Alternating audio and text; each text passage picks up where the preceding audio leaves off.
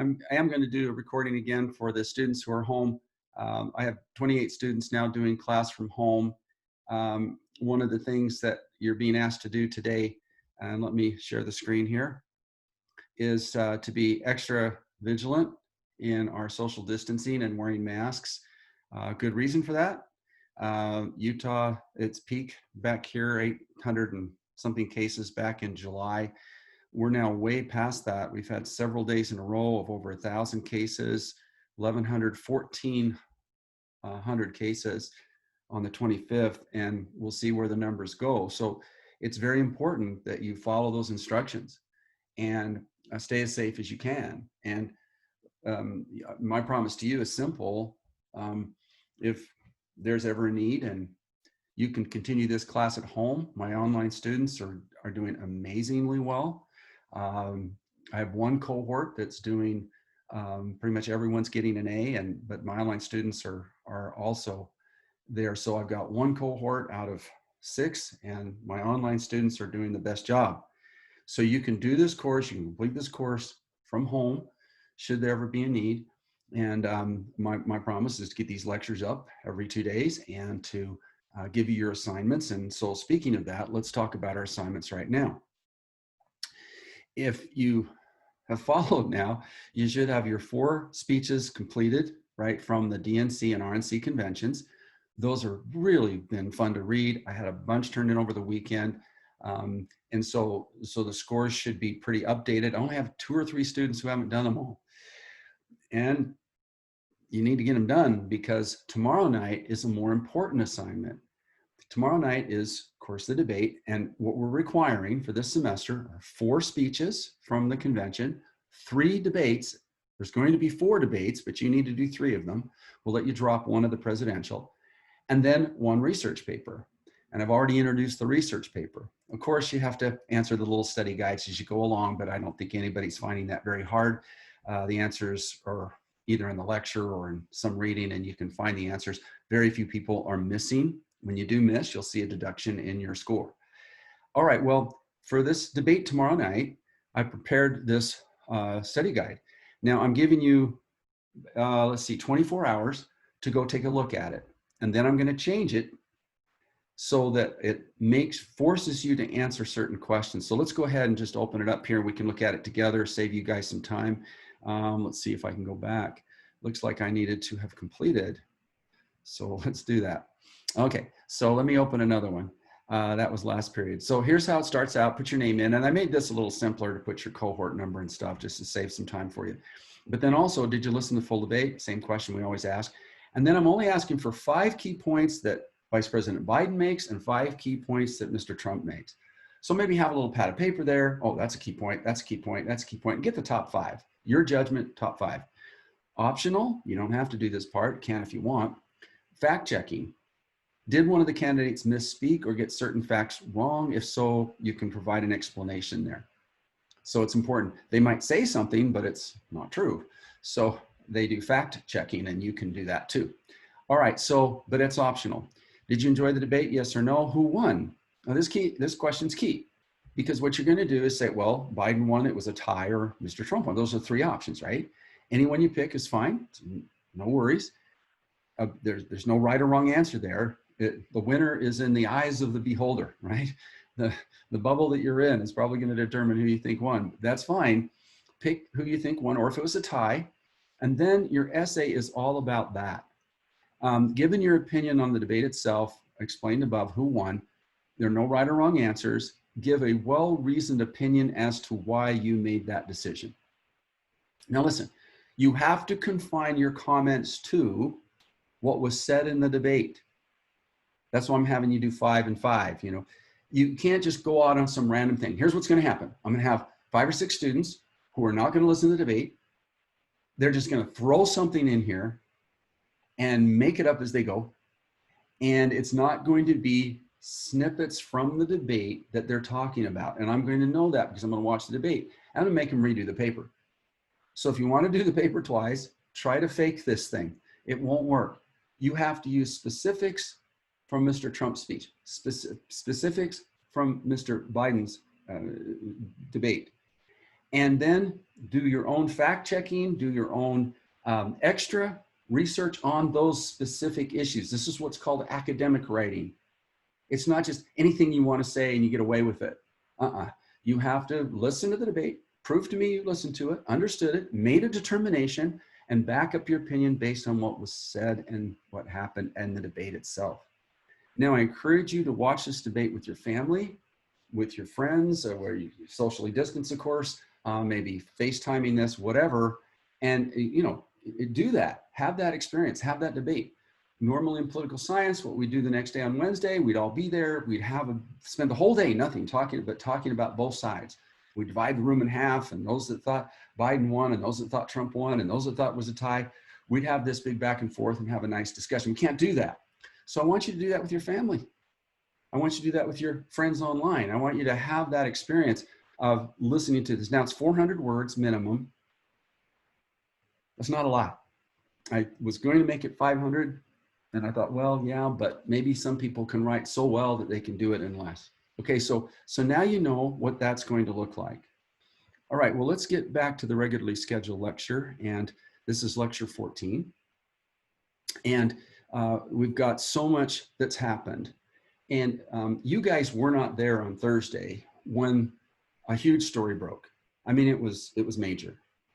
But then over the weekend, well, I don't know, they're both huge stories broke. And so this entire lecture I had ready for today was completely scrapped. Now let's give you the debate schedule before we jump in, because this makes this debate tomorrow night even more important than I could ever express to you.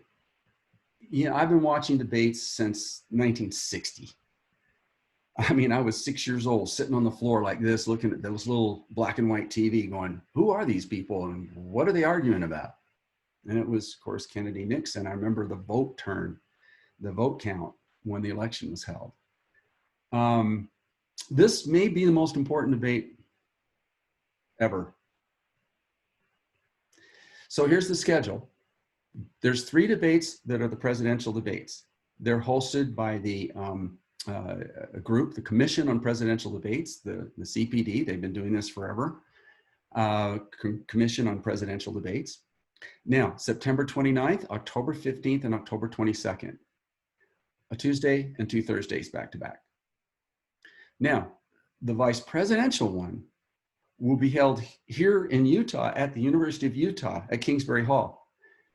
Now, if it weren't for COVID, they'd probably host it in the big basketball stadium up there and people could go, right? And actually attend this historic moment. But of course, no, it's socially distanced. They already have the people are going there, but it's kind of cool that they're coming to Utah for that. And this one's a must watch. So October 7 is a must watch. And then 2 of these 3, but you got to do this first night. I mean, if you don't, fine, do these other 2, but what a miss, because the first debate sets the tone for all the debates to follow. Now, let's talk about something positive before we get into the other stories. This was an amazing scene at the nation's capital over the weekend when the body of Ruth Bader Ginsburg was brought into the Capitol for one of the rare moments in American history. A few people, not many, of the most important Americans that pass away are allowed to what we call lie in state in the nation's capital. Now, under normal conditions, people would be allowed to walk in, and tens of thousands of people would have shown up for Ruth Bader Ginsburg and just paid their respects as they walked past her coffin. Can't do that now, so it was a much smaller group. So a huge crowd, hopefully they're wearing their masks, were out here in front of the Capitol paying respects to who is, according to one historian I talked to, one of the top 3 legal minds in American history. Now, President Trump and Melania Trump paid respects. Joe Biden and Jill Biden paid respects. The military honor guard taking her casket up. Now, the only people who get there are those that are approved by the House of Representatives. So Nancy Pelosi, she's the one that will determine whether or not this can happen. And also Mitch McConnell from the Senate. And so this is a huge thing. This is the highest honor you can give an American, frankly, when they pass away.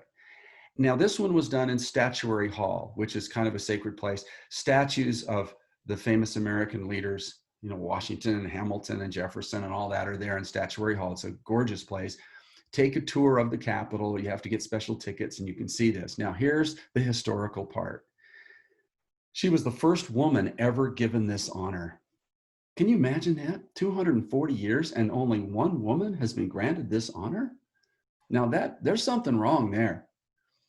Something isn't right. I thought Rosa Parks was allowed this. I'm going to go back and check my history. There's got to be other people, Harriet Tubman. Anyway, first woman, first Jewish person, which is also astounding to me, considering our large Jewish population, how involved they are in our courts and our political processes. And she's the first associate justice. Usually what happens here is the chief justice might pass away, like John Roberts, and the chief justice is honored on behalf of the whole court. It's rare that I don't think it's ever happened. Well, it hasn't. The first associate justice, where she's not the chief justice of the court. So this was a proud moment for her and her family, and for women, period. It's just a great moment. All right, so that's the plus. And 36 days away from the election, the roller coaster is getting crazier and crazier. I thought we had a big story ready to start the week, and a bigger story hit. Maybe not bigger, but certainly as consequential. What you have to understand about the US Constitution. The Constitution starts out, we the people of the United States of America, we the people. What the Constitution says is that we are going to grant a 4-year temporary grant of power to a person from the people to a president. The term of Mr. Trump ends on January 20th, 2021. His term is over. He can't continue as president beyond that unless he wins the election. If he wins the election, then he can get another 4 years, and that's it. Can't do any more than that. It's temporary. And it's granted by we the people. How do we grant that? We vote.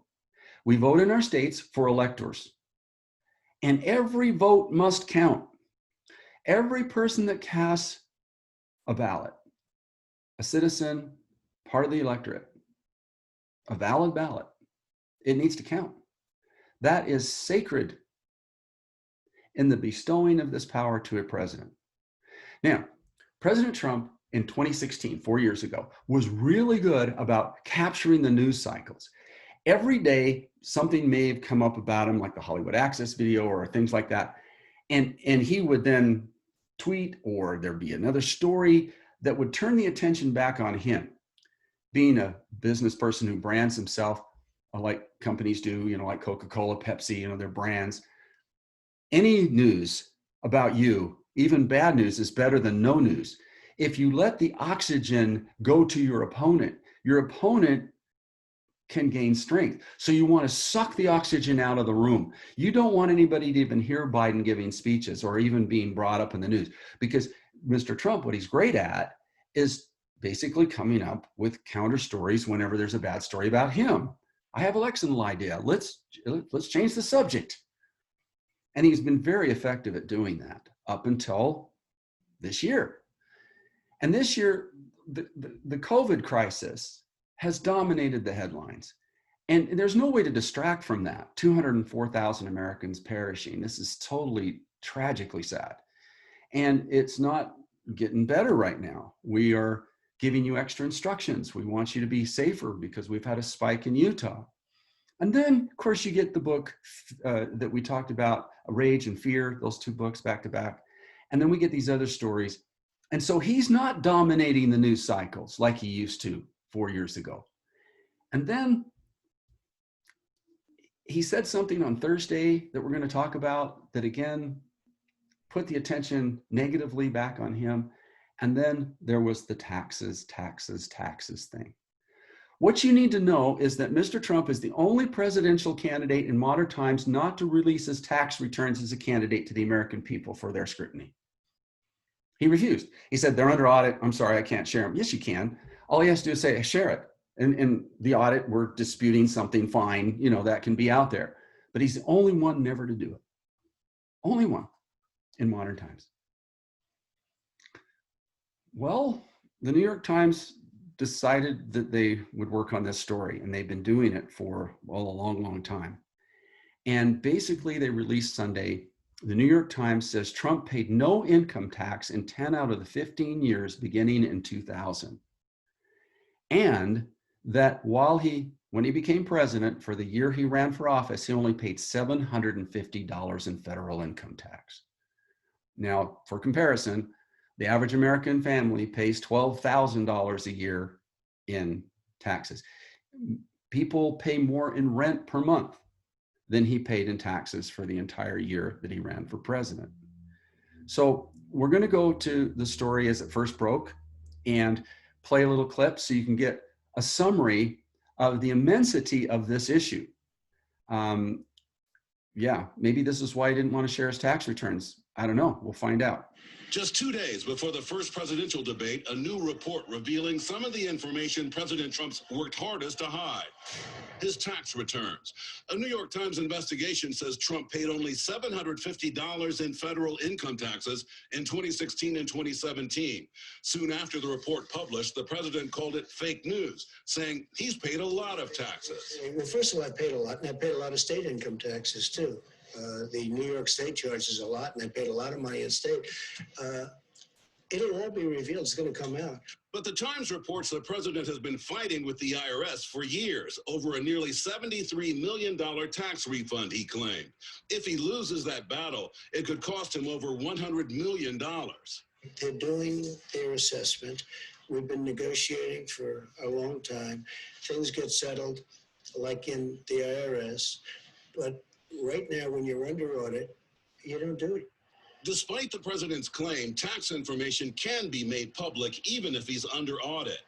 The Times also says Trump paid no federal income taxes in 10 of the 15 years before he became president because he reported losing much more money than he made.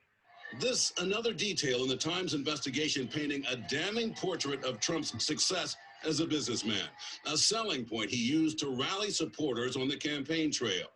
Adding to that, the Times reported last year that based on tax forms from 1985 to 1994, he lost more money than nearly any other individual American taxpayer. The report also reveals the president has spent nearly all of the $427 million he made on the TV show The Apprentice to help fund his other businesses and owes more than $300 million in loans that he's personally responsible for over the next 4 years. According to the Times, Trump used his status as president to attract business to his private properties, like his hotels and golf courses, to help offset his financial problems, creating direct conflicts of interest. Trump also writing off massive deductions, including more than $70,000 for hairstyling expenses and hundreds of thousands in consulting fees for the Trump Organization that match payments his daughter Ivanka received from a consulting company she co-owned. Joe Biden's campaign says the Times report is another example of the big contrast between Trump and the Democratic nominee. Right. Okay. So I like that clip a lot because Mr. Trump was able to provide his spin on the story as well as the Times spin on the story, but it's a big story. And it's all anybody's going to be talking about between now and the election, frankly. The COVID crisis, we'll continue talking about that, the other issues in the campaign, but this is big because this was his brand.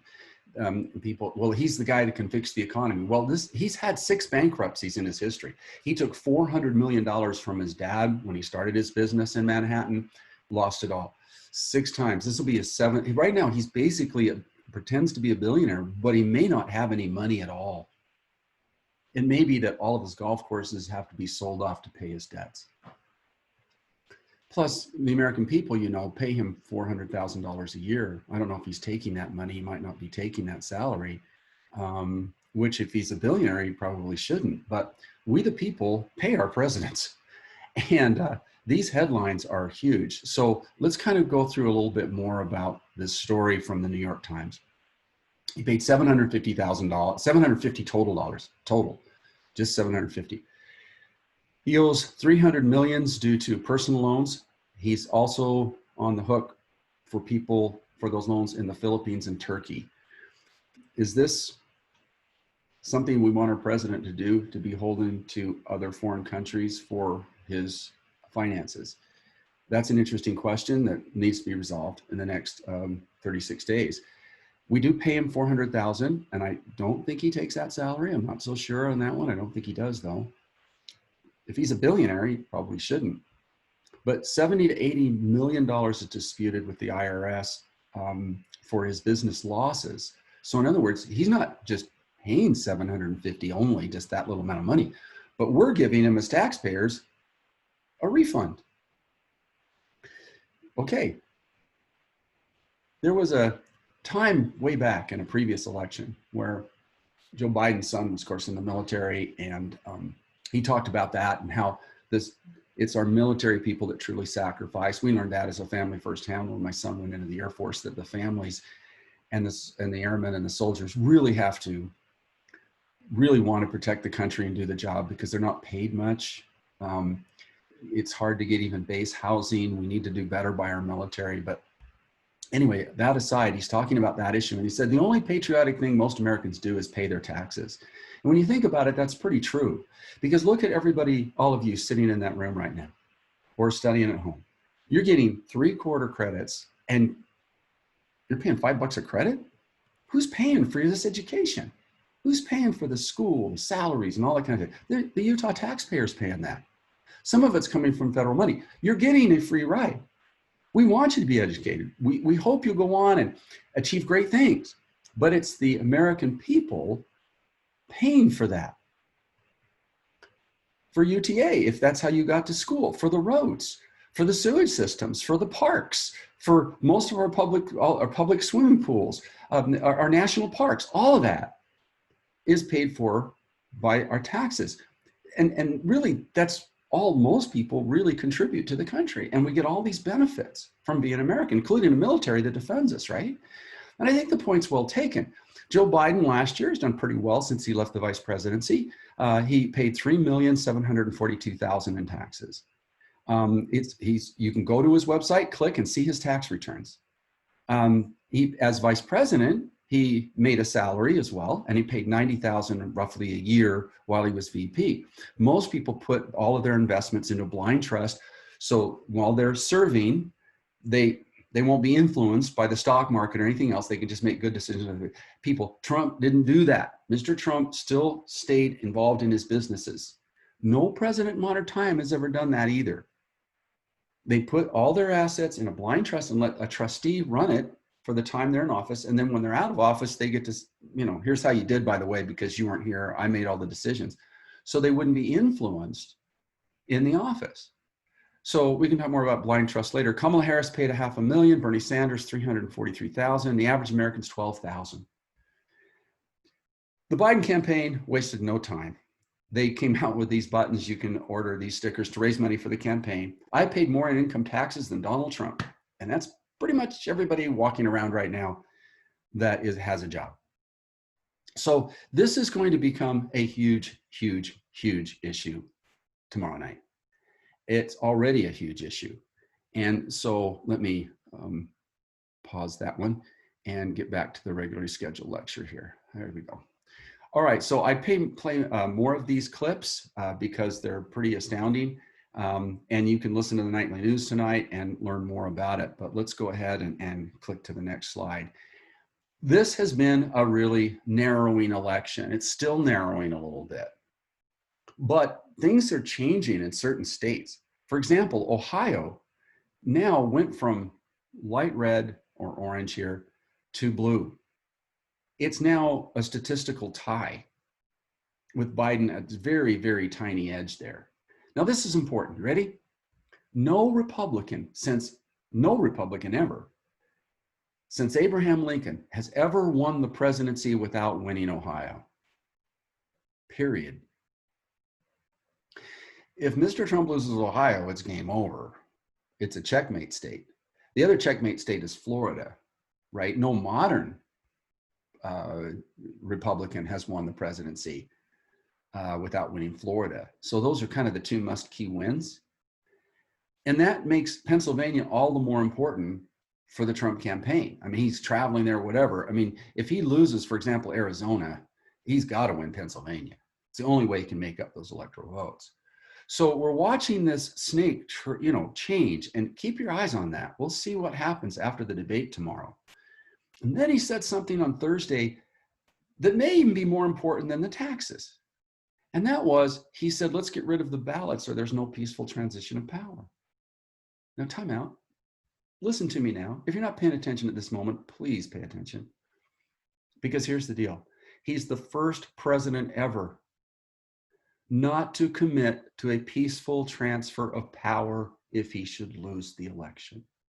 No president has ever done that. Our principle is based on this. If you lose the election, you take it like an adult and you concede to your opponent and you walk away from power, like George Washington did, like every president has. But this comment was just phenomenally striking. Now, the thing is, had he not doubled down on it, I would have thought, well, maybe you didn't hear the question, or maybe, but he doubled down since then. So this is what he said. Let's go ahead and listen to it. And tell me if in a democracy where we, the people, are supposed to decide, if this isn't kind of a shocking revelation. Win, lose, or draw in this election, will you commit here today for a peaceful transferal of power after the election? And there has been rioting in Louisville. There's been rioting in many cities across this country, red and your so-called red and blue states. Will you commit to making sure that there is a peaceful transferal of power after the election? Well, we're going to have to see what happens. You know that I've been complaining very strongly about the ballots, and the ballots are a disaster. I understand that, but people are rioting. Do you commit to making sure that there's a peaceful transferal of power? We want to get rid of the ballots, and we'll have a very peaceful. There won't be a transfer, frankly. There'll be a continuation. The ballots are out of control. You know it. And you know who knows it better than anybody else? The Democrats know it better than anybody else. Go ahead. Just get rid of the ballots and there'll be a continuation? Wait a minute. This is the United States of America, where every voter who's eligible gets to vote and every vote counts. And I'm so grateful right now at this moment for the wisdom of the framers of the Constitution not to allow the national government to control the elections, but to let 50 states in the District of Columbia do the elections on a local level.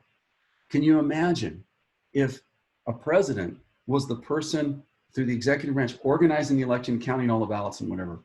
You can't have a fair election if the person being voted on controls the ballots.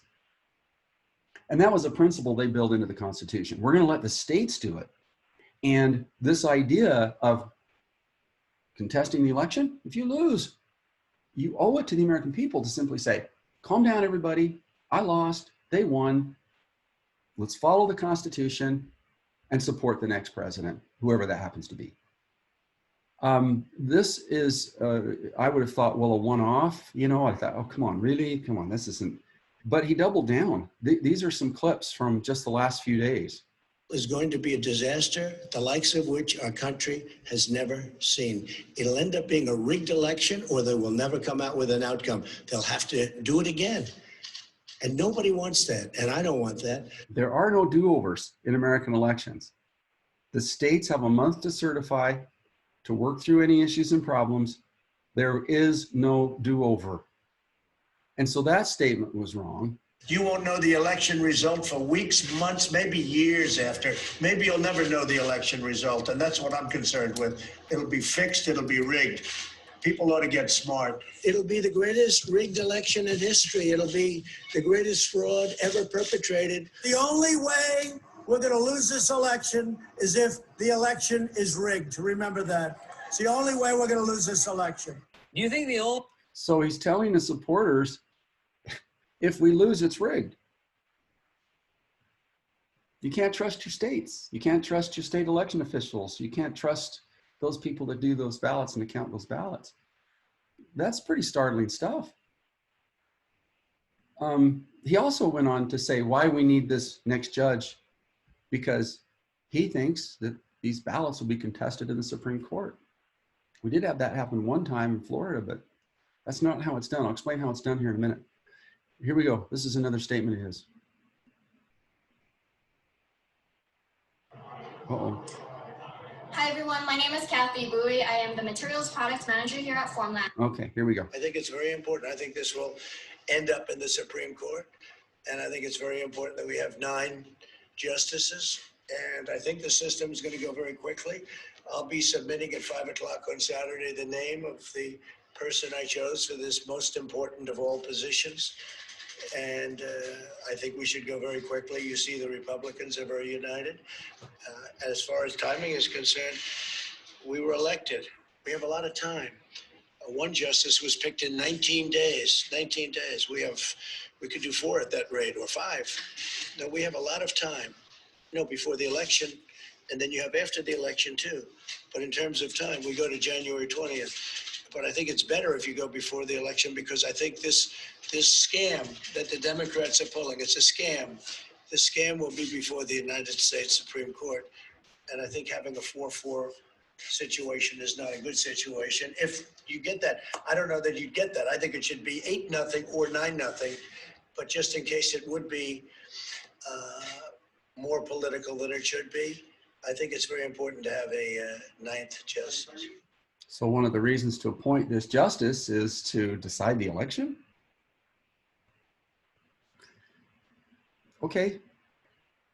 Never heard anything like this in my entire life. So this is kind of a serious moment in terms of, are we a democracy or not? And will he follow the example of George Washington and walk away from power if he loses? If he wins, no harm, no foul. But here's how it works. Just so there's no mistake, the states have until December 8th to certify the election.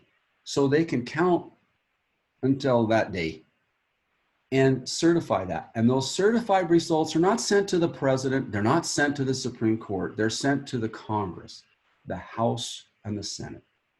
The Senate resolves disputes for the VP. The House resolves them for president. Disputed elections then go to that great body. Now, they will ultimately make the decision, if they have to, as to who won by voting by state, 1 vote per state, if they need to. And it will be decided January 6th with the new Congress. If they can't decide, if it's going to take more time than that, then either this woman here, Nancy Pelosi, who's 3rd in line to the presidency, but there's some interesting twists and turns there that could say to this guy, 4th in line to the presidency, this is Chuck Grassley, that person acts as president until everything's resolved. But after the 20th, if there's no resolution, the Constitution says these guys are the new president up until they resolve the election. So it's not going to play out like maybe Mr. Trump thinks. And what's important about all this is when you do your research paper, you have to take this into account. This has got to be part of your paper. The disputing elections. No president's ever done that. Nobody on this list has ever done that. Not even Nixon, right? So what we have is that, but we also have the taxes thing, which is big. So when you're deciding where Mr. Trump will fit in this list, and you're doing the president before and after, and you're defining their presidency as one, why they're slightly better, and why Mr. Trump fits in here, and why the other one is slightly worse. These are important issues that you have to consider. Now, remember the 8 points that I'm asking you to consider. You got to win a second term, right, to be a great president, right? You drop down if you don't. You have to face big challenges and succeed. I think the election will help you make that decision a little bit more. Overcoming political opposition. I've never seen a president with more opposition in the final year of his presidency ever, except for maybe Lyndon Johnson, but he wasn't running. You got to avoid a major slip up like Vietnam, Katrina moments. How is he going to do with COVID? Be remembered fondly. Your party has to win future elections to preserve your legacy. And you have to change the demographic. Now, in terms of the voting demographic, last time Mr. Trump did that. So you have to give props there. Look at the presidents that did: Washington, Andrew Jackson, Thomas Jefferson, Abraham Lincoln, Teddy Roosevelt, FDR, Ronald Reagan, and maybe both Barack Obama and Donald Trump, depending on who wins the election. Which electorate, Obama's electorate or Trump's electorate, takes you to victory? That's a key one. And then you got to control the House and Senate for 2 or more years and pass major laws in the process. I should highlight that in bold. Mr. Trump had 2 years, Mr. Obama had 2 years. How much of major legislation actually got passed in those first 2 years? Now you can add a couple more of your own. And I'm actually going to suggest one right now that would put Mr. Trump in a very positive light. This story starts a long time ago. It starts back in 1972, actually, with the Supreme Court making a fundamentally, the kindest thing you could say is premature decision. But certainly my constitutional law professor in college said this was one of the worst decisions the Supreme Court has ever made. And it was on abortion rights. Now, what we had was a situation in those days, and by the way, this is a very tough topic to talk about, very personal, very emotional. Whatever side you're on this issue, it's very emotional. It is for me. I don't like talking about this issue. I don't, because it's a terribly sad thing. But here's the deal. Every state had different rules. Supreme Court then jumped in a case in Texas called Roe v. Wade, where they, under certain conditions, allowed abortion around the country. Now, that decision did not go over well with this man here, and his name was Jerry Falwell. Now, to show you how a small group of people with an idea of the future can actually work through the political process in the proper way to elect people, to convince people, to take this from a minority issue to a majority issue. This was one of those great stories. What was he? He was a televangelist. Back in those days, we only had TV, right? And so what happened was they broadcast his messages on Sunday, his preachings, around the world by TV. So you could check in at a certain hour, I don't know if it's 10 or 11 o'clock, whatever, but you could hear this televangelist give his ministry. And he was one of a growing group of people did that. And he was the founder of the Thomas Road Baptist Church in Lynchburg, Virginia. And I got to tell you, what a beautiful place. He founded Liberty University, which is an evangelical Christian university. It's like Baylor University in Texas, or for LDS folks, BYU, Southern Methodist, for example, in Texas. And it's a lovely university. And he co-founded a group outside of his ministry. So this is a political action committee outside of his ministry. That's kind of important to know, called the Moral Majority. And he even coined the phrase called the Christian right. And he and like-minded people created a powerful voting bloc. And they got behind Ronald Reagan, the 2 Bushes, and Mr. Trump, and they turned the Bible Belt conservative Republican on this issue of abortion.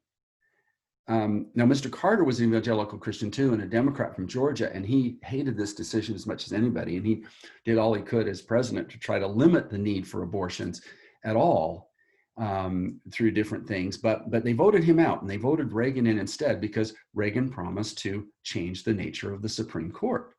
If the Supreme Court's going to make that decision, then maybe we change the court. And they elected people that would nominate people and appoint them to the court from that point on. So this was a 50-year struggle. And with Mr. Trump's appointment that he just nominated, they achieved their goal with a 6-3 conservative court that may overturn this decision, Roe v. Wade. Now, they also got involved in LGBTQIQ marriage issues, which you guys know all about, church-based charter schools, some other issues like that. And we call this the conservative right, the social movements, and so on. We've seen other social movements on the left, Martin Luther King, civil rights movement, the right to vote, that kind of thing. So these movements are important, right? The LGBTQIQ moment was big in American history. That just happened 7 years ago. Now, here's the deal. Other mega churches got involved. Pat Robertson's 700 Club, Rick Warren's The Big Mega Church in California, author of The Purpose-Driven Life. in this issue. And they got behind Reagan. And Reagan changed the electorate. And he got working class white men, also concerned, some of them with gun rights, but these issues too. And he got them to vote for a Republican, and they only ever voted for Democrats in their entire life. We call these Reagan Democrats. He changed the electorate. And that created a winning formula for the Republican Party in 80, 84, 88, 2000, 2002, and 16. So that was kind of important. Now, one of the groups that formed to try to find judges that would agree with the Christian right on this particular issue was the Federalist Society. And it's just a group of lawyers from Yale University. It started there, University of Chicago. Those two universities, graduates from there founded this. And it's funny that they would use the silhouette of James Madison, who was a Democratic Republican and hated the Federalists, who was basically the party of Alexander Hamilton. So it probably should be Hamilton's picture up there if you're going to call yourself the Federalist Society. But nevertheless, they're probably talking about his writings in the Federalist Papers, I imagine. But at any rate, point is they came up with a list of candidates to give to Mr. Trump before the last election. And he held this list up and he said, this is the list I will appoint from for the courts. And that was a tipping point moment in the election. It galvanized support for him among the Christian right. Again, a term coined by this evangelical minister back in '79. And with the inclusion of Amy Coney Barrett, who's going to be on the court, it's now a 6-3 thing. So a long battle for the changing the court over 50 years just happened. Now, Mitch McConnell, he's the leader of the Senate. He's the one that decides who gets voted on. Mr. Trump got 3 appointments. Most presidents only get 1, if they're lucky, per term. So Mr. Obama got 2, had a third one, but Mitch McConnell blocked it until Mr. Trump won the election. Remember the McConnell rule, where you don't put somebody on the court in the middle of an election because you don't want to make it political? Well, that was 4 years ago. Now he's doing it. He's going to push this person through maybe before the election. And she seems very qualified. I can't see anything wrong with her qualifications and her ability to do the job. And she'll be yet another woman appointed to the court. To remind you of the Judiciary Act of 1789 that created 3 levels of court system, there's lots of judges that get appointed, not just on the Supreme Court. District level, appeals level, and also the Supreme Court level. All over the country, there are judges that are appointed, like to the 10th Circuit or to the Utah District, that need to be replaced from time to time. And here is one of those things that you need to consider for your research paper as a huge win for President Trump. This is his #1 legacy so far that I can see. And that is, he has appointed 24% in just 4 years, 24% of the federal judges around the country, including 3 on the Supreme Court. I can't remember the last president that got 3, and most of them served 8 years. Now, Mr. Obama served 8 years, of course, so he has appointed 39%, Mr. Bush 21%, Mr. Clinton 11%. And you can even go back to 2 people still on the court, still in the courts, that were appointed by Ronald Reagan, right? Yeah, they got to be in their 80s or 90s. Okay, but this is an impressive thing that he's done in just 4 years. If he gets another 4 years, he could appoint over 50% of the members of all the court system. All right, well, yeah, elections have consequences. You win, that's what happens, right?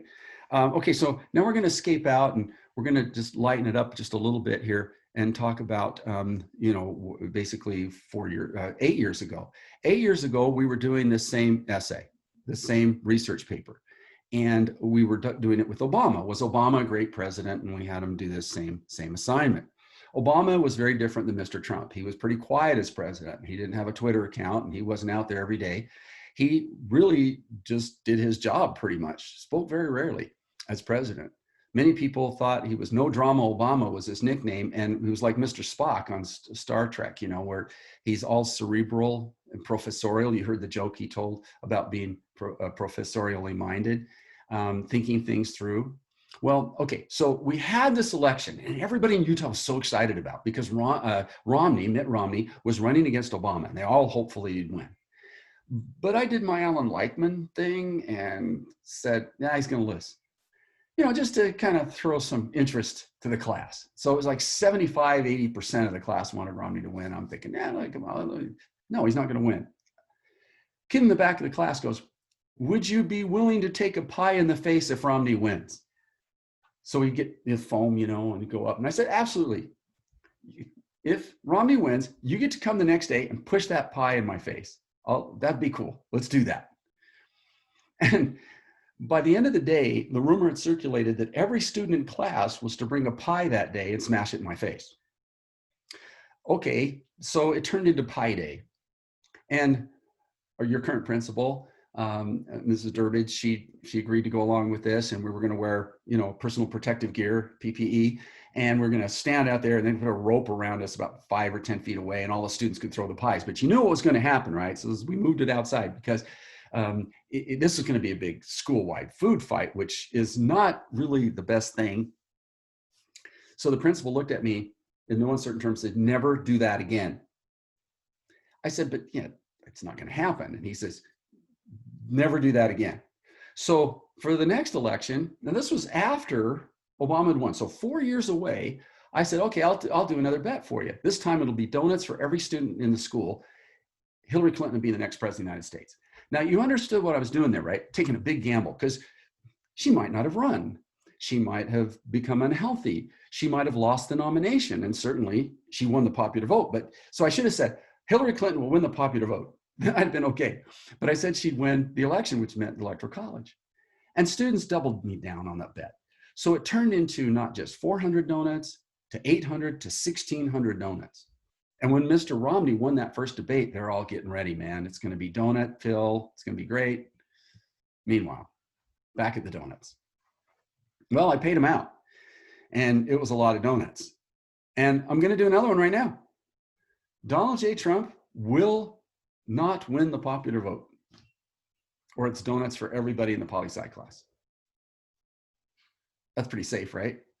That's really safe. Notice what I'm not saying. The Electoral College is up for grabs still, guys. And I'm not willing to take that bet. But I will tell you that this election has more going on for an incumbent than I have ever seen since '68. But that wasn't an incumbent election. Johnson had dropped out. I've never seen an incumbent face this many issues. So we look at all these different issues, and then he made this an issue. That's why it's in red. It's never been an issue before, but he made the election results and counting ballots an issue. And then the bad press. We talk about media bias, right?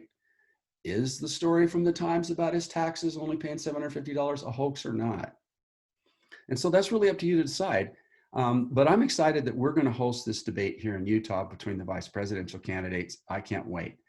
Now, what's happening to the Trump campaign, though, right now is he's losing the news cycles. What should have been a great story about the appointment of a new justice, that should have dominated for the next 3 weeks. Now it's all about his taxes. I don't know if he can tweet his way out of this. The thing is, the president has, and it really started with Teddy Roosevelt, with the emergence of mass media. And that was, they have the bully pulpit. In other words, they can draw attention to themselves at any moment. Roosevelt figured this out. All the newspapers were printing stories every day. So he created a press room, brought the press in, and gave them a story every day so that he could get the attention of the people. Now, by bully, he meant awesome, very cool. I can get the attention of the country at a moment's notice. And he kind of invented this whole thing. And then, of course, Franklin Roosevelt would use radio, and then Eisenhower would use TV. And now, of course, it's social media. So is this bully pulpit, awesome pulpit, the power of the president and incumbent to draw everybody's attention toward him? Is it going to work this time? Or is it going to suck the oxygen out of the room for Biden? Or is it going to backfire on him? I don't know. But what I do know is this election could not be bigger. And the debate tomorrow night could not be more important. I've never seen one ever in my life debate more important than this, except for maybe the first one when it was the first. Certainly it was a game changer for Ronald Reagan. It's had an impact on every election, but this one could be colossally important. So I urge you not to miss it. So get down with your family and friends, get some popcorn, socially distance, stay safe, and enjoy this moment.